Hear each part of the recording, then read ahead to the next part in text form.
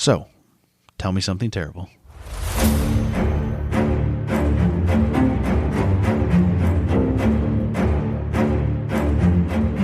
One last slice of cheese and then we'll get started. Will you stop eating my cheese? Oh, really good.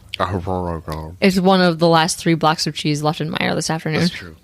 That's true. Everyone's like, hey, bring a meat and cheese tray to Thanksgiving because you're useless otherwise. You see all the olives are gone too? Yeah. Yeah, because they're like, that's what people that like salty grapes. People are going to think there's a guest host this episode.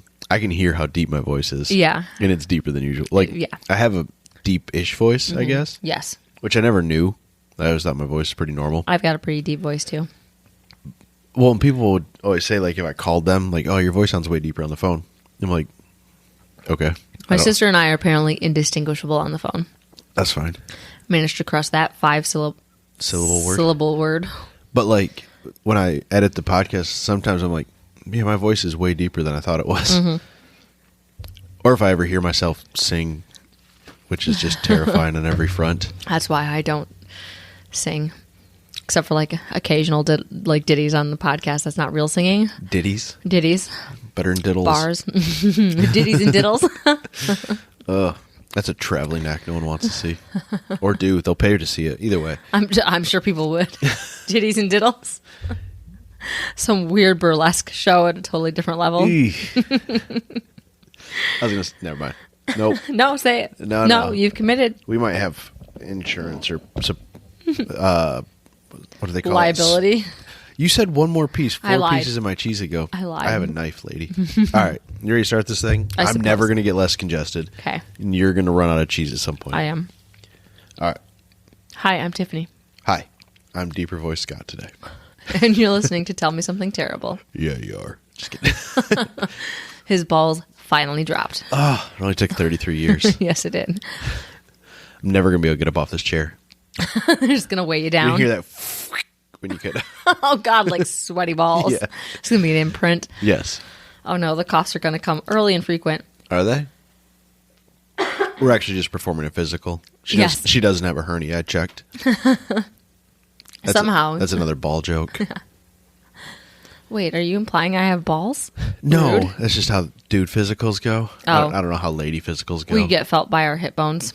Oh. Because that's where the tendons can, like, split. You don't get your nuts hugged while you cough? No. Oh. I do get my boobs felt, though. Yeah. Still, to this day. So it's kind of like first basey for everybody. Mm-hmm. That's fun. Yeah. All right. What's, I assume you said, I have a wine with a president on the picture. You said it was theme-ish? I was going to say it's thematic. It's like 50% appropriate anyway, for I assume we're going like OG Thanksgiving because... Oh, no. We're not? Farther back than that. Okay. Mm-hmm. I just assumed it was like... It's still relevant to colonialism. Okay. Which is why I thought you drinking a bottle of wine. As a microbiologist, I hear colonialism. I think of like colony counts. Oh. Because that's just what I did for 10 hours today. So I'm like, never mind. I got to get out of that mindset. We're not talking about staff? No, okay, we're talking about white people. White people. Yeah. Cool. Yep. Different. But first, before we get to the white people, we're going to talk about the one disease that just freaks me the fuck out. You have more than one disease. Oh, no, this one's really bad. Okay. This is the worst one. What is it? You don't know the one disease that I'm like, about? No, you're weird about anything that involves creepy crawlies under your skin. Exactly. Okay. So what disease particularly has lots of weird shit underneath your skin? There's a lot of diseases that do that. What's one that's eradicated? I don't know. Tell me the answer. It's smallpox. Okay. Well, that's like... Is that under, above your skin? It's under. Okay. Mm-hmm. I don't know the ins and outs of smallpox much. Well, we're going to learn about it. Terrific. Ready? Sure. So, we have an anthrax procedure at work. We don't have a smallpox procedure at work. Absolutely not. It's not part of our bioterrorism guide. No, there are only 2 countries in the entire world that still have stocks of smallpox. Would you like to take a guess who? Us. And? China. Russia. Okay. Well, there was like a top 5, so I was like going China down the never list. had it. It was us, England, one of the Koreas, and Russia. Those are okay. I think my list was us, China, Russia, North Korea, And then there's a lot of wild cards at that fifth. The I was UK. like, Germany? No, it was originally just 4, and then eventually it was just 2, and it's still just us and Russia. I'm just going with the Mount Rushmore of like infamous countries. Yeah. The UK is pretty bad. They seem pretty chill right now, but like literally a half a century ago they were murdering somewhere in Europe, yeah. Yeah. And I didn't think, and Australia was holding on to smallpox. No.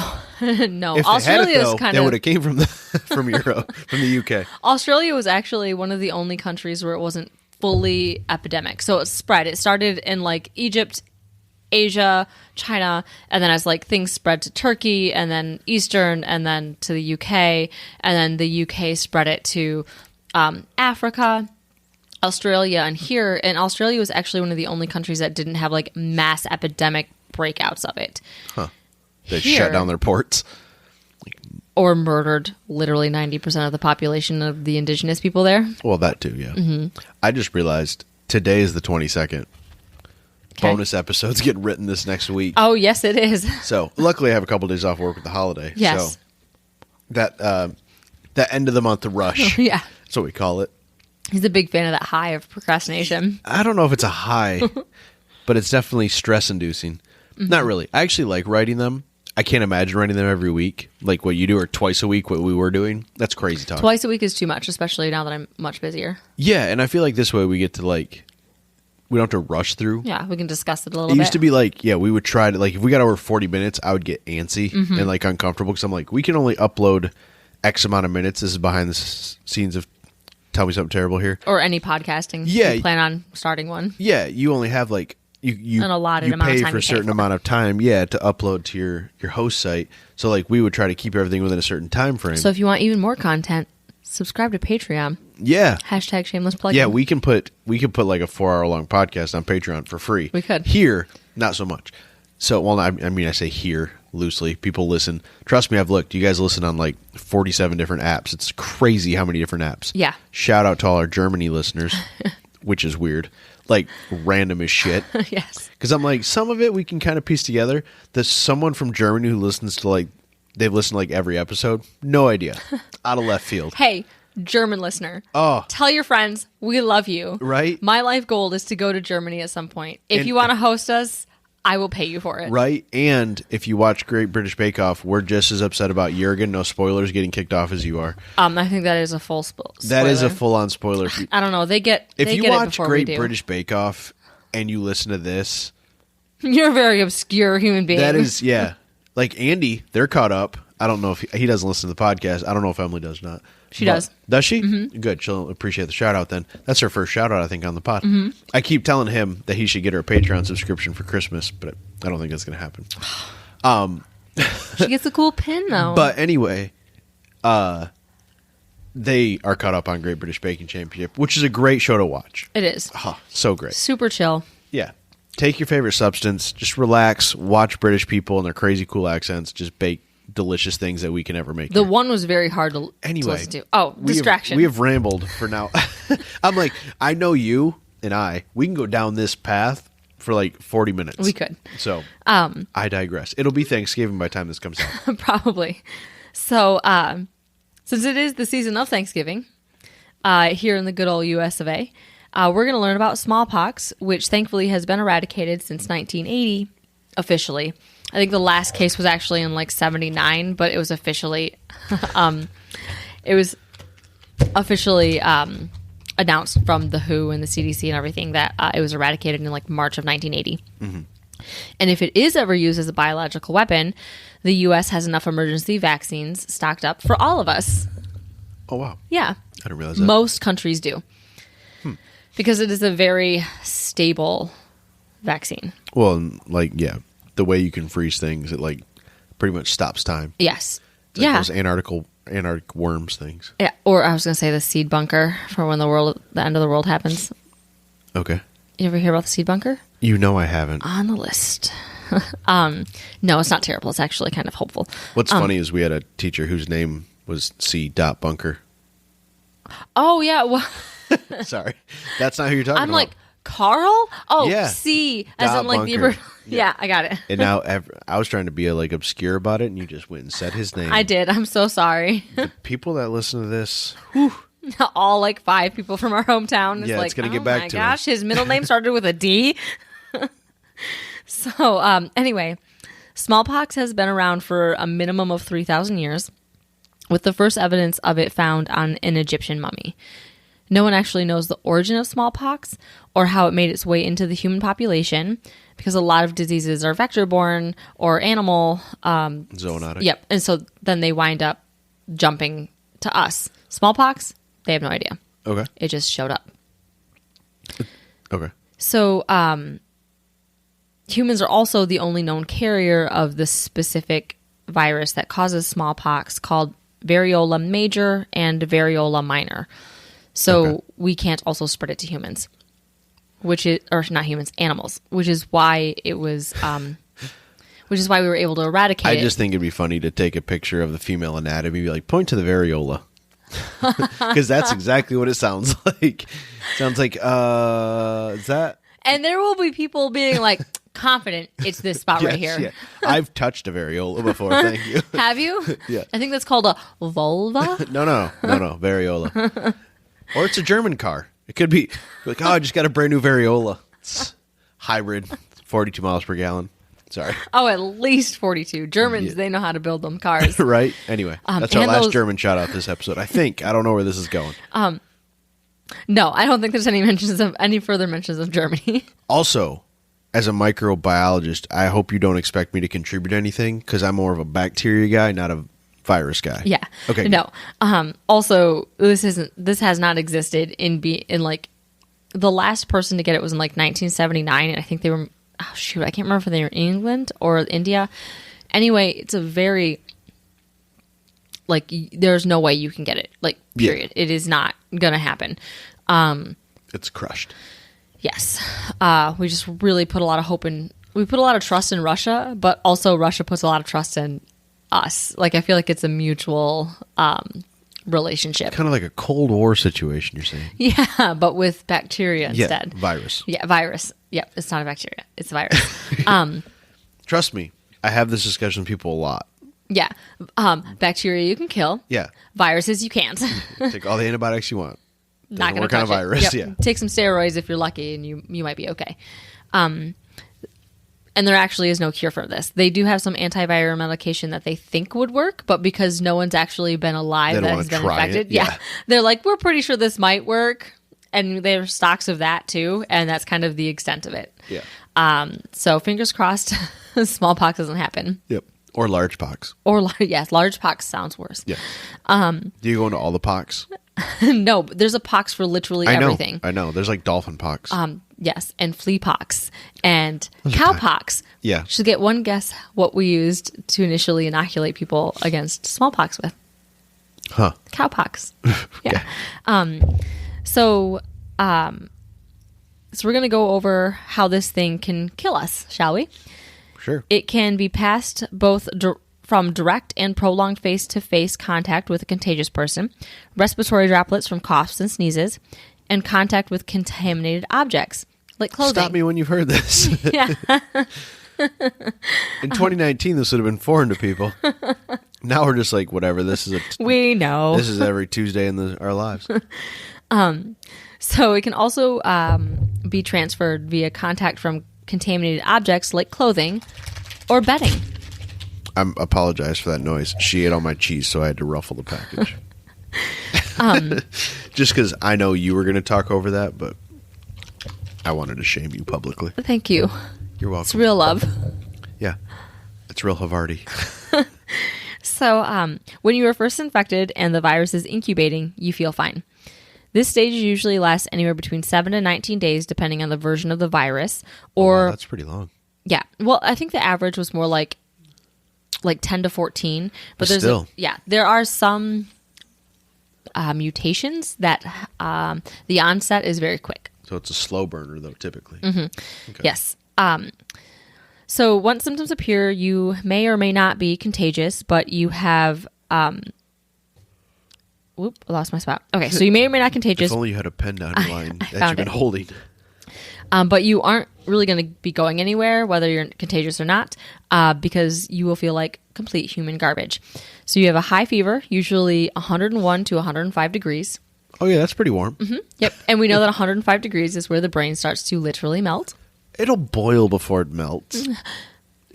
I made it to 105 degrees. It'll steam a little. That's all. I'm fine. Yeah. I only have a little bit of memory loss, I think, from it. Luckily, you have like stretched ears and stuff, so the steam had places to escape. go. Yeah, you're perforated a Yep. little.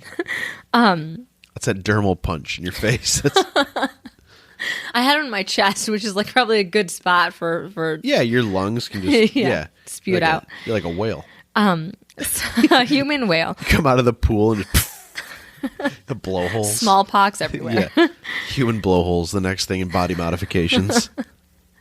So you'd have the high fever, you'd have head and body aches, abdominal pain, sometimes vomiting, general malaise, which is just exhaustion, severe back pain, chills, and lack of appetite.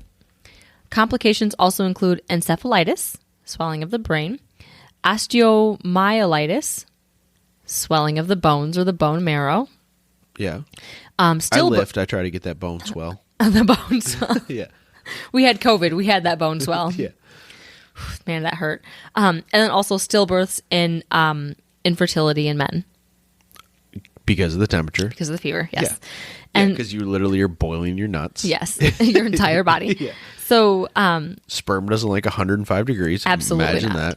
that. Is it temporary infertility or is it permanent infertility? permanent Is it? infertility. Yeah. Okay. I was just curious. COVID causes permanent infertility Yeah, I in know. men too. I've heard, yeah. Yeah. That. and But like- again, anything that causes a fever of 105 is going to cause permanent I'm infertility surprised it's in men. permanent, actually.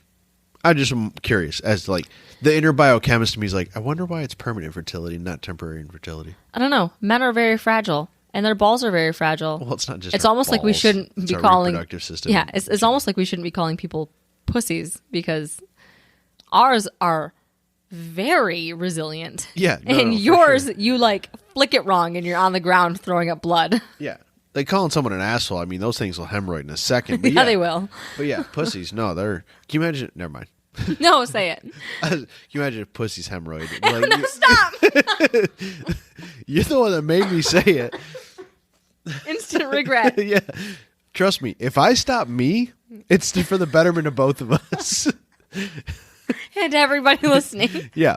Yeah, exactly. Like, I don't want to listen to this and cringe. I'm the one that listens back and edits this thing. And by listen back, I mean, don't listen to any of it. Erases that one comment. Yes. Yeah. So then after the I'm going to like, that's going to be my search when we're in bed tonight.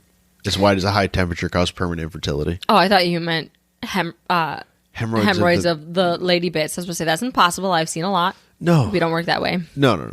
I'm an owner of one. Yeah.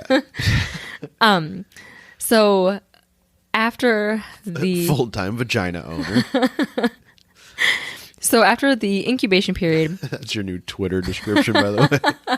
full-time vagina owner. Yes. So after the incubation period, the rash then starts. This is when you become highly contagious. This is considered the eruptive stage. That's sorry. I just think of little tiny smallpox volcanoes where like, and your smallpox are like exploding like wart or like pimples. No. We'll get there. Okay. Cool. So this is when you're highly contagious. It starts in your mouth.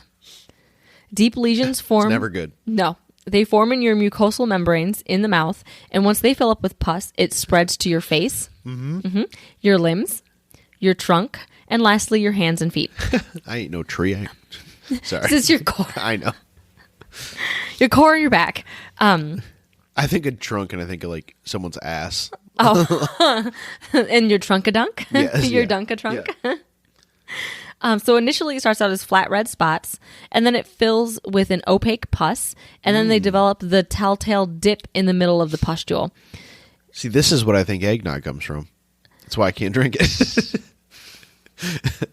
We talked about eggnog earlier, and I was like, it's the word nog. It sounds gross to me. It sounds like pus. Mm-hmm. You want to have some eggnog later? No. Okay, good. So these pustules are often described as sharply raised usually round and firm to the touch, like peas under the skin. Deep-seed... Yeah. Edamame. Oh, God, I fucking hate smallpox. Ugh, I'm fine. It's fine. And they are deep-seated to... You chose this topic. I know. It's okay, I torture you. And it doesn't bother me at all, so I'm just going to keep making as many horrible like visualizations as I can. It bothers me on like, okay, I had a friend in high school who enlisted in the military. Mm-hmm. And when you're enlisted in the military, you get inoculated with a smallpox vaccine. Okay. Just in case. Mm-hmm. So this motherfucker, I've seen them. It's fine. I've seen them. He had it on his Band-Aid on his forearm. It's fine. I can't.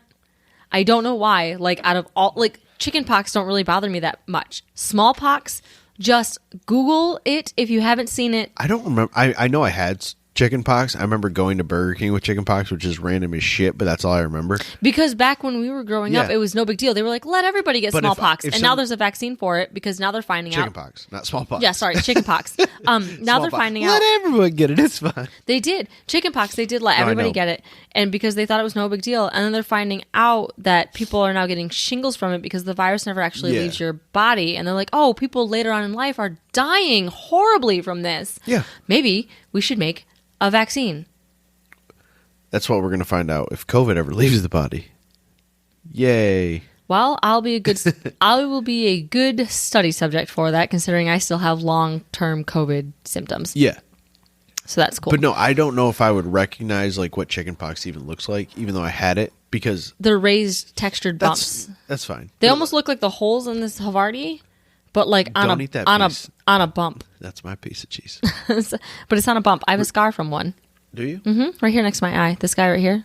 Oh, I have that thing you keep trying to get out of the side of my face. It's Milia. I know, I'm a millionaire. I hate you. That's a skin joke. If you got that, you are one of Tiff's clients that happens to listen to this podcast. So anyway, so the peas under the pustules are like these little hard peas under the skin, and it's deep seated down into the dermis. So they're big enough to are they take up size of a pea. Yes, they're bigger. Some of them are fucking bigger. Why do they call them smallpox? They're not. They're fucking huge. Some of them are like probably like almost the size. Some of them are like half the size of a dime, and they're deep enough that it goes through the entire epidermis. Which, in case you care, the corneocyte layer, which is the thinnest layer, is like 10 to 15 skin cell layers deep. And then it just keeps getting thicker. And so it hits down into the dermis of your skin, which is like the thing that gives your skin bounce. No one gives a shit. No one gives a shit. Anyway. You've gone off the deep end of as someone whose skin. Life is in skin, I think that's why this freaks me out so bad. Because I'm like, oh my God, to the dermis? Ugh. Sorry, it got worse as I was reading about it. And so I can talk about ATP on the next episode. I know about ATP too. I'll be super excited. You're going to talk about the Krebs cycle as well? How about pruvic acid? Oh, I should tell me something terrible about the keto diet. Just kidding. Oh, that would piss off a lot of people. No, I don't hate the keto diet. You have mixed feelings about the keto diet. It's a short-term diet. It's not a lifestyle. Anyway, proceed. That's key. Toe? Nope. So at this point, when you have the little raised pustules, you are extremely... You can't say the word pustules without having a physical reaction. Okay, I have no problem with actual pustules. That's literally just an acne lesion. It's the smallpox pustules. The pea pod size of pus underneath someone's skin. Because it's not just pus, it's like virus particles in there. Yeah. Ugh. It's body herpes. Yeah, but worse. So at this point, you're extremely contagious. The rash usually lasts about 10 days or so. And your fever usually subsides at first, but it peaks again. If you do manage to live through this bit, you laugh. Because before inoculation... It's like death herpes. No. No, it is. It's like starts in your mouth. It's a virus. It's transmittable. Anyway. 3 out of 10 people died. It's a very high percentage. Yeah. Yes. So like crazy high. I make the off the cuff comment about like if you live through this stage, but like legit. Yeah, that's very You have a 30% chance of dying. Yeah, that's crazy high. The pustules, Especially with the insane, I'm sure it transmits super quickly too. I can't remember. It's not as fast as measles, but it is up there, which is why measles is such a concern. Are we not going to talk about this? I didn't look up the R naught. Oh my God. I know. I should have, but what I episode didn't. did we talk about that on? Was it measles? Yes, we Was did it? measles. Yes, because I made the goldfish graphics. Oh, this is episode 66. Oh, Did you have some? Never mind. We've talked about that 69. You don't have anything special planned. no. For shame. I know. So if you manage to live through it, the pustules will start to crust over with scabs by the end of the second week of the rash. And sometimes you can go blind from scarring in your cornea. Oh, okay. Yep. Because remember, these form on mucosal membranes. Cool. Yeah. So, like, where else do we have mucosal membranes? The nose, the eyes, the lady bits, the vareola. It's everywhere MRSA loves too. Yeah. Yeah, cool. So this is the typical pattern for the first few stages of the most common versions of smallpox. First, so we're going to talk about the more rare versions, but much more complicated versions. So first up is a flat type or malignant smallpox. It is very rare and is almost likely to occur in children. So instead of becoming raised and pus-filled pea-like bumps, the rash coalesces together, remains flat, and is described as velvety to the touch. Gross. So what's worse? No, like that hits on a lot. Like, it's like, I don't even, all I have is really bad metaphors for that. You know, like if you're like, no, it's like that's if you happen to have like a weird, like if you're like out, like it reminds me of like when you wake up when you didn't brush your teeth like before you went to bed, that like The plaque. film on your teeth, The plaque. that's the velvety touch you're talking about. That like gross feeling, like I'm having an epiphany and a slight existential crisis. So the story Velveteen Rabbit, were you ever told that story? No. It's fine. Going through some shit right now.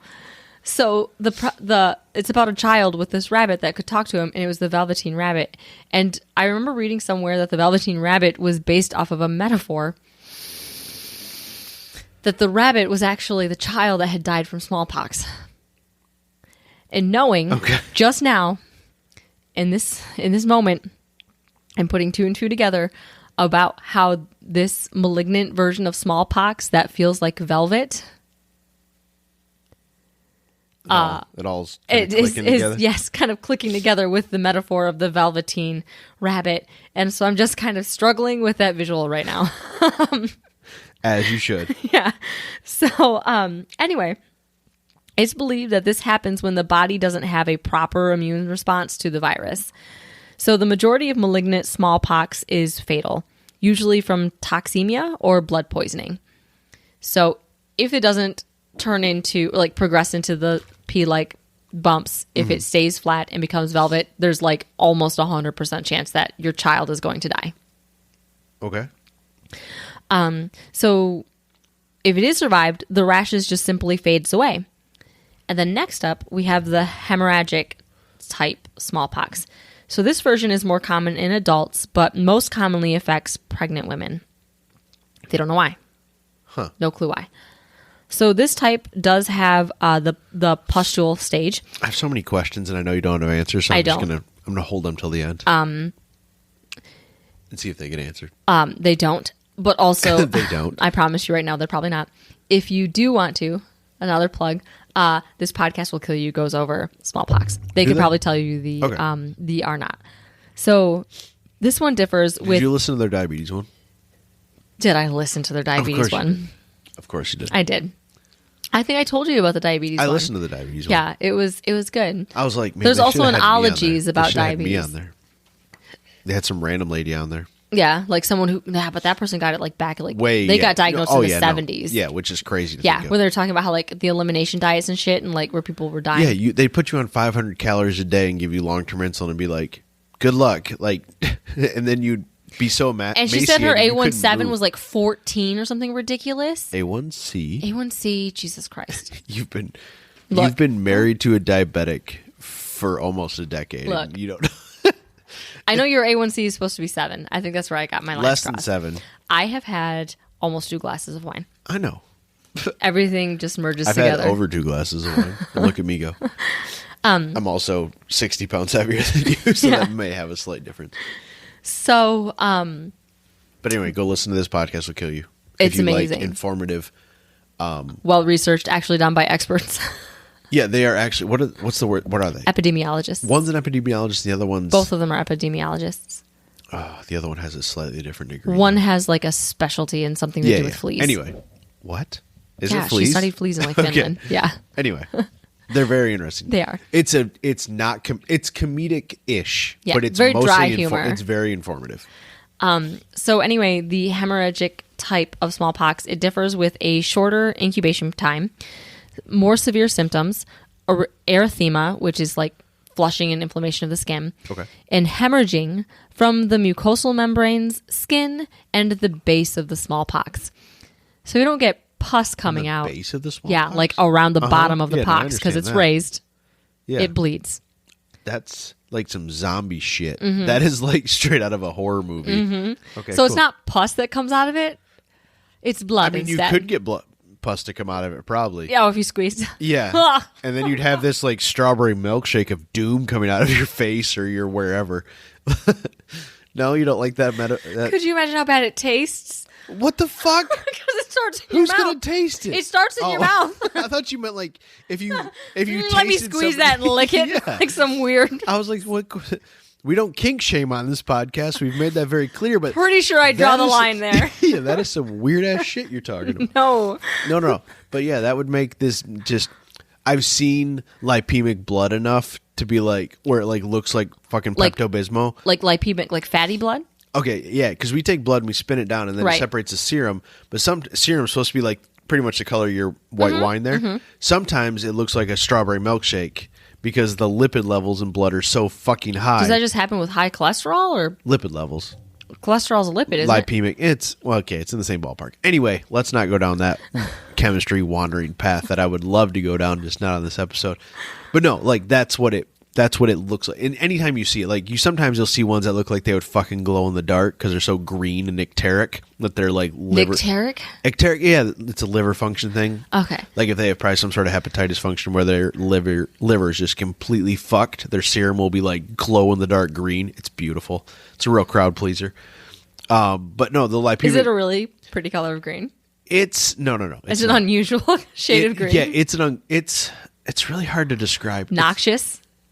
Imagine if there was a glow in the dark army camo. Does that make sense? That sounds awful. Yeah, but imagine your serum looking like that. It's not great. Like it's Sometimes I forget that you're actually smart. Thank you. No, I mean like Thank you. That's really degrading of you. No. You forget that I have a job in a lab sometimes? Yeah. Yeah, because I don't talk about my job because No. it's fucking boring. Yeah. No. It's fine. I'll go back to eating my cheese and drinking my wine. You tell us about smallpox more. Just every once in a while, you bring up a topic or like you delve into that science realm enough where I'm like, it's pretty much when I talk to you about true crime, Right. And you're like, oh, I already Side know about tangent. this. Yeah, this relates to this, so if you talk about something any somewhat like body related, I'm like, ooh, I know this topic a little. No one's gonna die. Like you don't have names and like lists and murderers. No. So this is much more in my realm. good. So if you do wind up with God, I need to blow my nose. I can't. We're just gonna forge on. Okay. I'm just gonna get deeper and deeper as we go. So that's what she said. So I could see like the like childish look. grin on your face. You're like, ooh, I'm gonna say it. 12-year-old I'm gonna in me say came it. out. Yeah. You start doing the Shaq meme thing. So if you do contract the hemorrhagic version of You'll be happy to know I tweeted out your socks and slipper combo, by the way. oh, did you take pictures of it? I did. Anyway, proceed with your story. So Follow us on Twitter at TMSDPod. hashtag shameless plugging. So if you do manage to contract the hemorrhagic type of smallpox, death usually comes within 5 to 6 days after the onset of the rash. Also, usually in the form of toxemia or blood poisoning. And snap back to reality. We're on Tell Me Something Terrible and people have died. Very quickly. Yes. So if you were lucky enough to get the common smallpox virus, after the pustules scab up, it takes another couple of weeks for the scabs to fully fall off. Wait, what? So if They don't recede? They fall off? They scab over and they just fall off. You imagine just walking through a store like during the smallpox endemic and there's just fucking smallpox just laying all over the place? I would hope not, because you're still contagious. You're like snakes. You're just shedding your other layer of skin. That's why your acne scars and your deep mark scars are called pock mark scars, because that's what was left behind, was deep pock marked scars, usually mostly on the face, because that's where it usually affected seborrheic glands the most, your sebum glands, which is why it was so heavy on your face and sort of a little bit more spaced out everywhere else. Okay. And so that's why the scarring was so bad on your face. One, like your skin's a little bit thinner on the face. Also, you tend to have more pustules on your face just because of the nature of the disease. And so you wind up with horrible scarring. And if you were lucky enough, you didn't get that scarring in your cornea and you didn't go blind. Okay. But you're still like horribly disfigured. Yes. If you're lucky. If you're lucky. That kind of sums up the shit show that this is. Pretty if much. If you're lucky, you're disfigured but not blind. Yes. So that's a win-win. Yes. So pretty much like back before they really came up with inoculation and vaccines, or what is called, we'll get to it. You could tell if somebody. We should get to it. I'll stop interrupting. So you could tell who had hard this episode, and it's my fault. You could tell who had smallpox or not, and it was most people because it just ravaged the population. Little scarlet letter situation going on. Yeah, but like, not your fault. Yeah. Well, yeah, 100%. Yeah. So the scabs, it would crust over, they would scab over, they would fall off. Once the very last scab finally fell off, you were no longer contagious.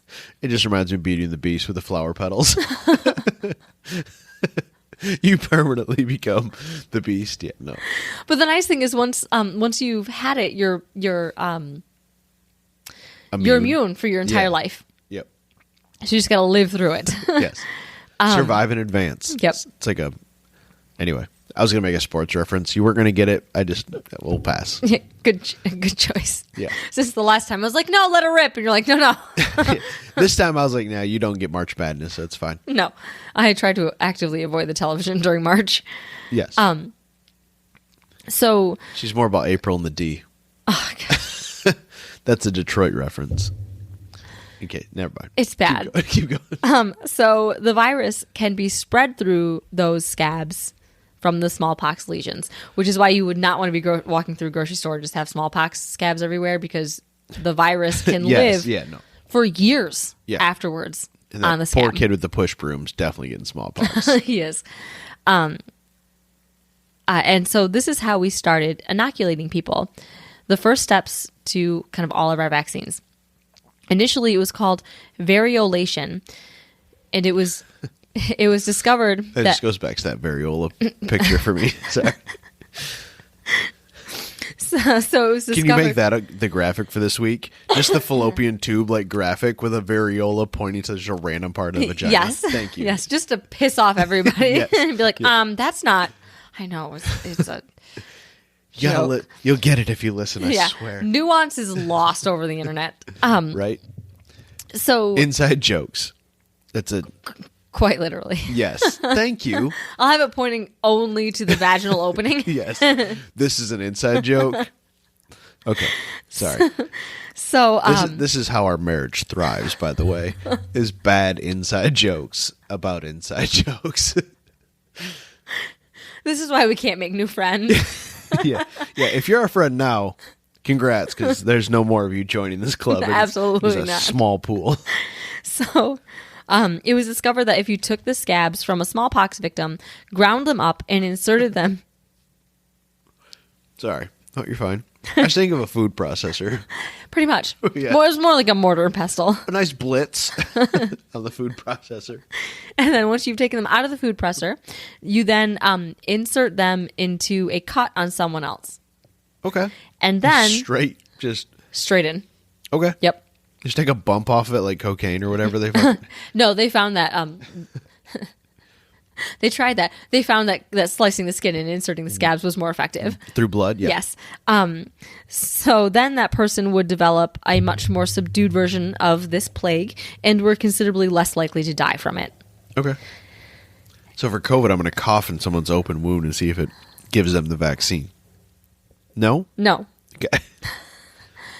Is that what happened to what's his tits? No. What is his name? Aaron Rodgers? Oh, I don't know what happened. The football player who said that he was inoculated? He was immunized. Immunized. Let's just move past that. But he didn't lie. He made up his own truth.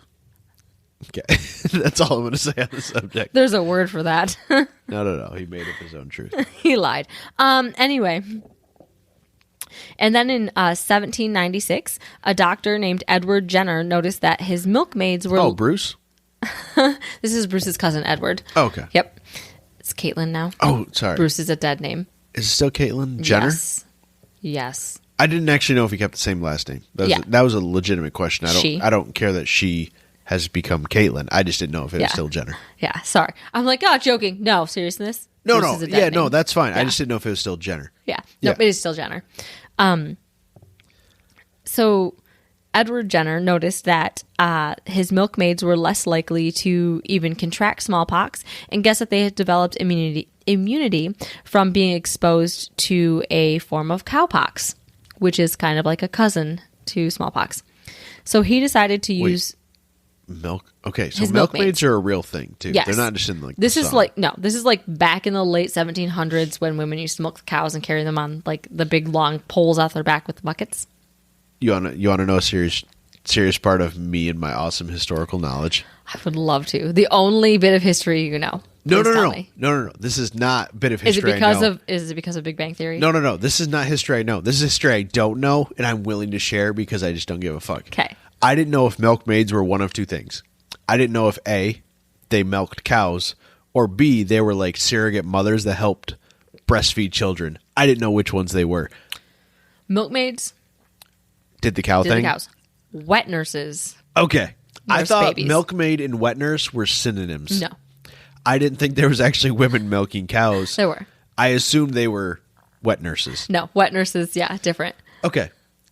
It seems like you would need a wet nurse more than you would need multiple people to milk cows.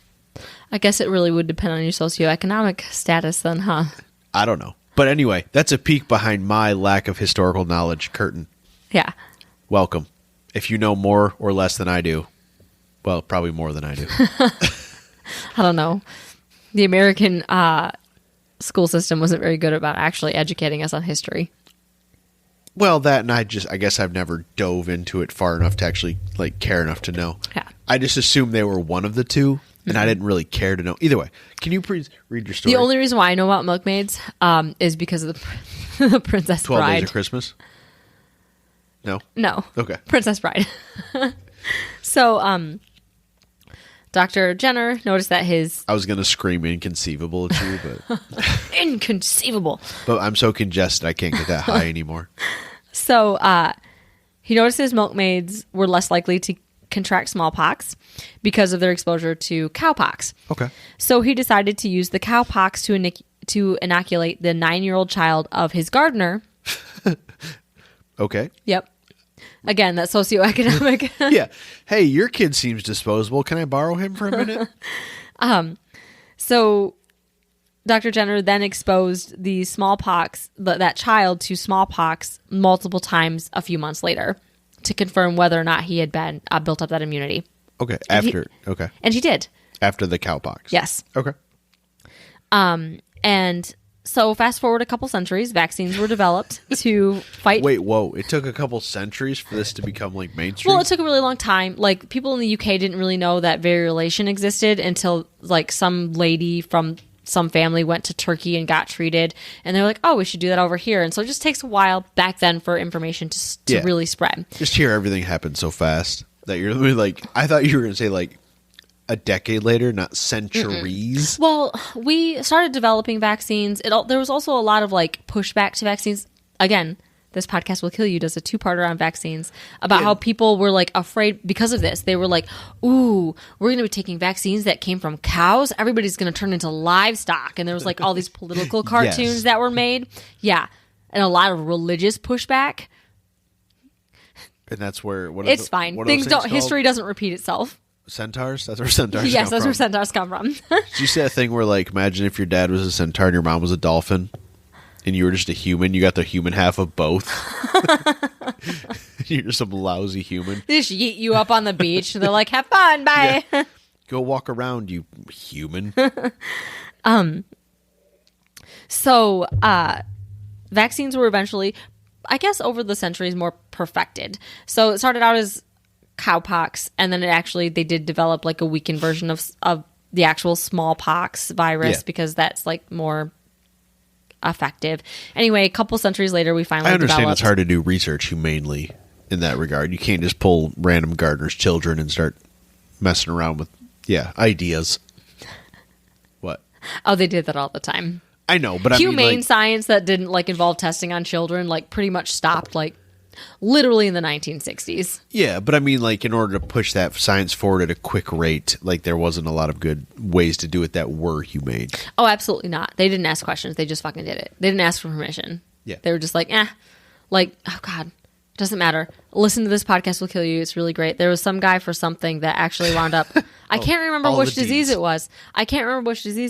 It might have been measles. It was measles, where he just experimented on like kids at his kid's birthday party, and he gave him like $5 to inoculate them with measles to see if his like shit worked. Huh. Yeah, I'm pretty sure it was measles. I didn't Call go it into a clinical trial. Reimbursement. It's definitely at least one side's blind to the situation. The kids don't know what's going on. Yeah, I got you. Well, in this case, a lot of times you end up blind to the situation. Yeah, I mean, yes. Yes. So terrible joke. Yes. In every way. Yes. So we wound up over a couple of centuries perfecting the vaccine to fight smallpox, which was often described as the deadliest and most fearsome disease ever known to man, with the hopes of total eradication. But not before the colonists decided to use smallpox outbreaks as they brought smallpox overseas to the Native Americans. So this is where we get to smallpox and its blankets. Terrific. I figured we would get here eventually. Yes. So in 1763, a cornucopia of knowledge. Yeah, we're just really rounding it out. This is the Thanksgiving. This is the American part of our story. Get your pilgrim hats on and your weird belt buckles. Let's talk about American history, shall we? So in 1763, the British were in direct conflict with the French and Native Americans in the middle of the aptly named French and Indian War. Smallpox was already ravaging the occupants of Fort Pitt, which is modern-day Pittsburgh. I figured. Yeah. So Captain Simeon, I didn't actually look up his last name. Captain Simeon. That's all we need to know. Ecuyer. You want to take a look? Oh, I see it. Right there. Sure. Ecuyer? Sure. Okay. So Captain Ecuyer was in charge and concerned about the growing threat of the natives, but not the French, because they were like worthy adversaries. These savages had had the audacity to have a different like war strategy that didn't involve like straight lines, open fields, and a full-on band announcing their arrival to battle. It's like the Patriot. Where do you think we learned it from? Yeah. So Colonel Henry Bouquet, Captain, literally, tell me that's not Bouquet. It's Bouquet. Yep. So Colonel Bouquet, who was Captain Ecuyer's like superior, he describes the Native Americans as in battle, every tree becomes an Indian. Okay. Because they know the land. Yeah. And instead of like, I don't know. So you're just paranoid as shit, thinking every tree's coming after you. Well, yeah, it's because they could hide. Yeah, because that's the smart way to fight. Yeah. It's almost like maybe you should listen. So what Native Americans the agreement that Native Americans thought that they had with most settlers was that, like, we provide you information and how to survive on this foreign land so that you don't die, and you guys give us goods in exchange. But the British were like, this seems like an unfair trade. And that's kind of the gist of why they felt like they needed to eradicate the Native Americans, and why they thought, apart from the fact that they were like different and savages and unchristians and all these horrible things, they were like, oh no, I feel like they're taking advantage of us because, like, we give them goods to better their society, and they teach us basic living skills in this place that we've never lived so that we don't also die. Apparently, that was an unfair trade. 100%. Oh, totally. Yeah. I digress. So, with a heavy eye roll. So the Delaware, Shawnee, and Mingo warriors, inspired by their Ottawa war leader Pontiac, laid siege to Fort Pitt, which is now modern day Pittsburgh. Mm-hmm. Captain Ecuyer wrote to the aforementioned Colonel Bouquet in June, who then passed messages along to... Very flowery language. Yes. Well, it's the British. It's bouquet. That was the bouquet joke. So... She got it now. Yeah. So, Bouquet then passed the message along to Sir Geoffrey Amherst, the commander-in-chief of the British Army in North America, how they... to make plans on how they were going to eradicate the Native Americans. So Amherst responded to them, quote, "Could it be contrived to send the smallpox among the disaffected tribes of Indians? We must on this occasion use every stratagem in our power to reduce them." Stratagem? Yeah. Flowery language. So Bouquet then responded that he would try to infect the local Native American population with blankets from the infected smallpox victims that were inside Fort Pitt. So there was a smallpox outbreak that happened inside of the fort, and then also the Native Americans banded together and laid siege on the fort. And he started a free blanket giveaway. Yes, well, like a coat drive. In but the worse. worst way. Yes. So, side note, all of this planning actually took place on postscripts in the letters, which often made it 2 or exceeded 2 pages long. So they would PS. write their regular letters, and then like PS on separate pages for like 1 to 2 pages long. They would start like planning how they were going to eradicate the Native Americans. Worst kind of pen pal. Pen pal. Mostly it's because they were a crime against. They were war crimes. Oh, yeah, that too. Mm-hmm. Yeah. Frowned upon in this establishment. They are. So they're like, oh, we'll get this regular letter, and then just kind of tear up and eat the pieces of the postscript and hope no one sees them. Just use invisible ink. Come on, get with the Freemasons. Let's get this rolling here. It's on the back of the Declaration of Independence. National Treasure style. Fuck yes. Oh, God, I love that movie. My love for Nick Cage has been brought up multiple times in this podcast. I don't realize it until someone's like, what's your top 5 movies? And like 10 2 of them are at least 3 Nicolas of my Cage. top 10 favorite movies have Nick Cage in them. What's the third one? Con Air. Con Air. The Rock and The National Rock, Treasure. And Gone in 60 Seconds. Oh my God, that's 4. I don't know if Gone in 60 Seconds is in my top 10 or Con Air. They're both fringe, but one of them is probably my top 10. But The Rock's number 1 for sure. Yes. National Treasure's well within the top 5. Mm-hmm. No shame in my game. And we have all of this proof. They have microfiche scans of the actual letters and the postscripts. And somehow people will argue that none of this ever happened. The smallpox blankets? Mm-hmm. That's okay. Yep. People like to do that. It's part of our history. Blatant evidence. And Yes. just being like, no. Just take your thumb and smudge it all out. Look, it didn't happen. It's a miracle. Look, guys, it's nothing new. It's been going on for literally centuries. Right? So, unbeknownst to this trio of scheming biological weapon war terrorists, because at the time it was considered a war crime to unleash biological weapons because viruses... Pretty sure it still is. Yes, it still is. Okay, good. Tell that to Syria. And us. Anyway, We try not to get political here.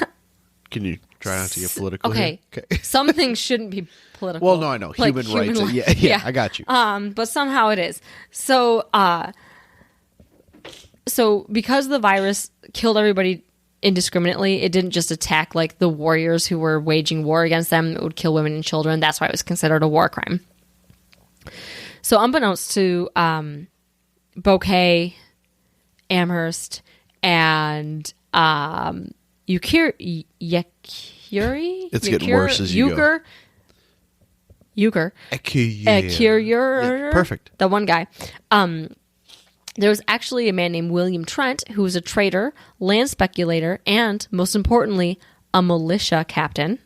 Like a trader? He traded goods. Okay, not like and furs. Not like a dirty, rotten trader. No, like okay. a Yes. goods trader. Yep. Okay. Yep. A land spectator. I just wanted to know his moral, fiber here. Yep. Not good, because he was also a captain of the militia. So he's also a trader. Mm-hmm. I mean, he's paid. Yeah. He's paid. Loyalty. Militia. Paid loyalty. So he had already confiscated 2 blankets and a handkerchief from the fort's infirmary. A handkerchief? How dare you? A silk handkerchief. Ooh, classy. So he had taken these from the infirmary where the smallpox outbreak had, where they're like treating these victims. Yes. And they'd given the scab infected goods to the Native Americans in hopes to spread the disease throughout the tribe in May. So this wound up, so the intent was to leave them unable to continue to hold siege over the fort. So Trent met with 2 Delaware dignitaries in a parley, which is supposed to be like a meeting to try to come up with a treaty, and handed the blankets to them to, quote, "I hope it will have the desired effect."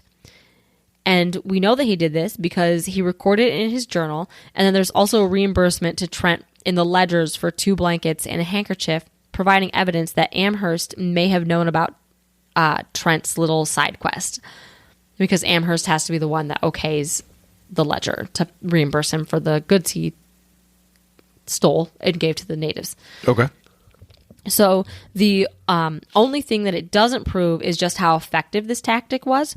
It can't be proven that an outbreak actually happened directly from the infected blankets or if it entered the tribe's population some other way. But an outbreak among the already weakened, hungry, and beaten down Native Americans did happen shortly after this event took place in the summer of 1763. But there's speculation that, people in the area were infected and they were leaving the fort, they could have gotten infected that way. So there's no proof of it actually coming from the blankets. There's only proof that they were given blankets with scabs that can be filled with infectious viral particles for years. Okay. I'm not saying. I'm just saying. Some causality there. Yeah. And that's where the argument comes up. This is where people feel like they need to fight the facts. Well, you can't prove that this specific outbreak came from the blankets or that it was even traded intentionally infected goods, which I don't care if the blankets did or didn't start it. There's written proof. He was hoping it did. Yes, there's written proof that the intent was there. Yes. In fact, that proof just comes up over and over again because there was multiple letters of correspondence. One quote in particular from Amherst, he said that they needed to use a, quote, most effectual stop to their very being. Okay. Yep. Their very being? Yes. That's pretty telling. Yeah. So I'm pretty sure that those letters definitely show intent, especially if you put alongside this quote from Amherst. Could it not be contrived to send the smallpox among those disaffected tribes of Indians? We must, on this occasion, use every stratagem in our power to reduce them.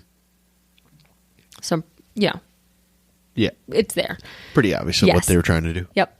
So now this is the only verifiable case of smallpox blankets. So you hear about Yeah, it's pretty common in knowledge. Thanksgiving stories. Yes. Yeah. Well, not in school Thanksgiving stories, but as adults. Yes. Historians believe that attempts to spread smallpox in other ways, along with apart from the smallpox blankets. So the blankets might be a one-time only thing. They think it may have happened more often. But there's no like provable evidence of other cases. They believe it was spread other ways. It was still intently given. Just coughing on them right in their face. Yes. Yeah. So apart from the smallpox, they also weakened their population by damaging their crops, burning their homes, creating refugees, which in then turn made them more susceptible to the diseases. So it's just this big cycle. So according to Elizabeth A. Fenn, who is a history scholar who literally wrote the papers on the subject, intentional smallpox infection, quote, may have occurred more frequently than scholars have previously acknowledged, and that threats of infection were frequently used, not just by military forces. So this is a group effort. So it's like conspiracy theory put into practice. Yes. Okay. So before white settlers came to North America, it is estimated that there was a population range of 8.4 to 60 million people on this continent in 1492. Natives? Native Americans. Yeah. Okay. Yep. Indigenous, whatever their preferred Yes. Yeah. term is. But the mid estimate was it sits around about 21 million people. And then it's estimated over the course of 200 years, the population fell to, not by, to 10% of the previous population. Okay. So like down to like 2 million people. Yeah, there was a 90% decrease in the population. Is fucking ridiculous. Most of which was caused By smallpox? by smallpox. Jeez, oh, Pete. Yeah. Yep. So 3 out of 10 people, like in a perfect world. Yeah. Where you built up immunization and people were exposed to it. These people, this is a brand new disease. And they're living a more primitive, like their healthcare is obviously like non-existent. Oh no, it's still existent. You know, that you've got like Solomon's seal and willow bark and all of these things. Like they have medicine men and women, but they're slightly less advanced. They're not designed to treat viruses. No, not at all. Yeah. Or at least definitely not viruses that they've never had any exposure to before. Yeah, exactly. Yeah, sounds familiar, right?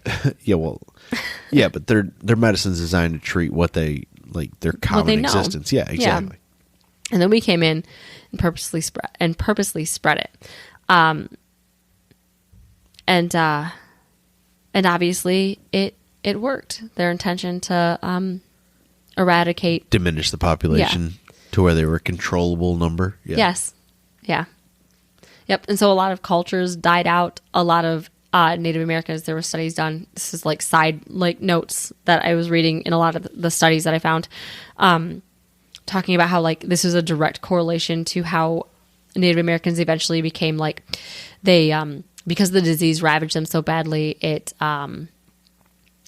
devalued their medicine women and medicine men and made them not as valuable as a resource. They're like, oh, look what happened, and somewhat inferior. Yes, yeah. and then they started like not actually participating in their active culture, and then once those generations died out, then it wasn't passed on, and so it literally was like not just a people genocide, it was a cultural genocide too. Yeah. So just to get really sad. Just to bring your Turkey Day down a notch. Yeah. Just humble us a little bit. A little bit. And that's smallpox and it's blankets. Yep. How you feeling? I've had a lot of wine. So that doesn't help. No. But no, it's already a severe depressant. Yeah, well yeah. But no, it's something you hear about like as more of like a kind of like an asterisk on Thanksgiving. Mm-hmm. So you don't realize like the magnitude of it, but that number of like 90% of their population being like decimated by it. That's just crazy. Like I would have never guessed it was. And that it was much. Planned. Like they specifically weakened the population. Yeah, they weakened the population by depleting their food and their shelter, and then introduced disease, and then purposefully spread disease. And even if like they're and probably denied them any sort of help. Yeah, absolutely not. And like the simple fact that people are like, oh well, it necessarily like wasn't intended. No, we have proof that it was intended. Even if the smallpox blankets didn't work, there was still other ways that they were infecting the population. Yeah, this is premeditated murder, essentially. I even found an article, because when I first started researching this, I was like, oh, U of M, that's a really reputable source. And I clicked on it, and they were talking about some sort of trade. There was a mercantile trading post. There was a boat that was coming up one of the rivers, and it became there was infection on that boat, and then a Native American got off at some point and spread it to their tribe. And so this happened in like 1830 something. And the headline of this study, this paper written by a scholar who then by the end of it was bitching about the validity of other scholars and what they had to say regarding smallpox blankets, because this one instance that happened in a trading post 50 some odd years later didn't involve smallpox blankets. They were like, well, they must not be used as often and blah, blah, blah, blah, blah. And their arguments are false. And you were like, whoa, bro. And it was literally titled like myth smallpox blankets used by U.S. military. Technically, you're right. It was not the U.S. military because this did happen in 1763, but it was still used by military forces and smallpox blankets still did happen. But this study written by a scholar who was dogging on previous scholars, I don't know. I was like, yo, you need to check your... At first, I was very put off. And then I was... Triggered by it. Yeah. And I was like, man, there's no way that this lie has been perpetuated this much. And then I actually did a little bit more research into it. And I was like, oh, this fuck is very biased.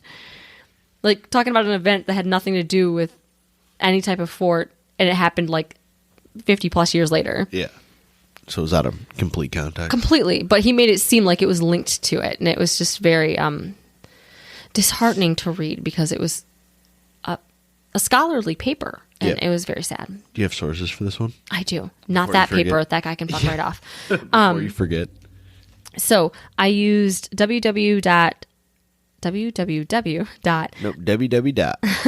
Statista.com.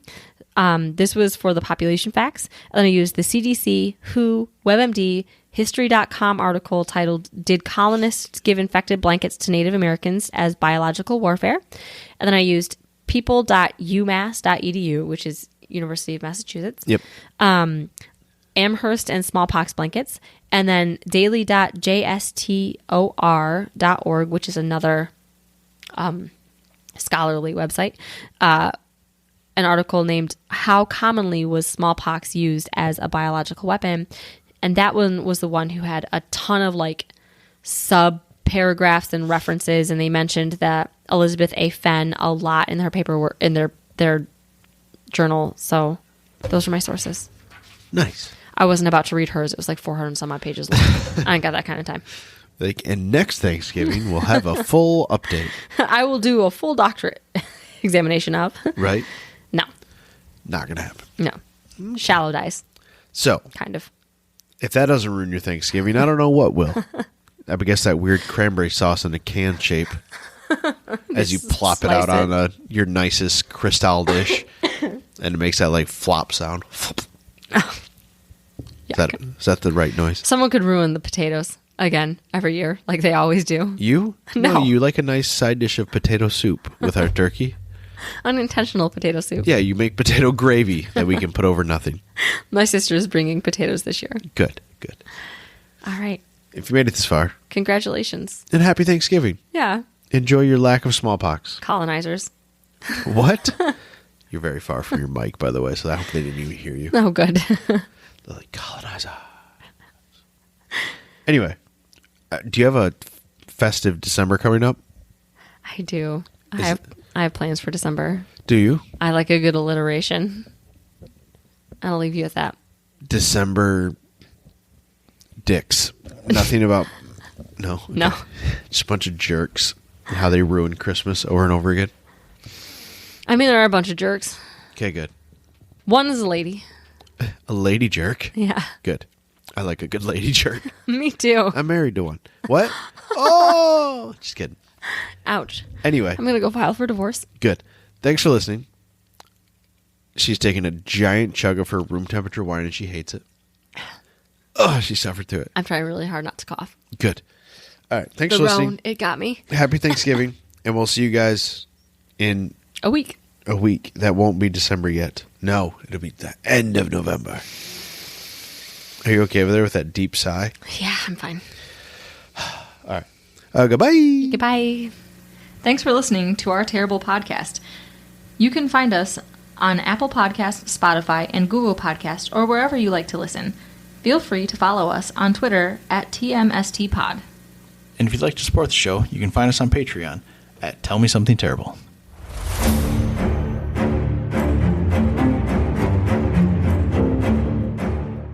Oof, that was terrible.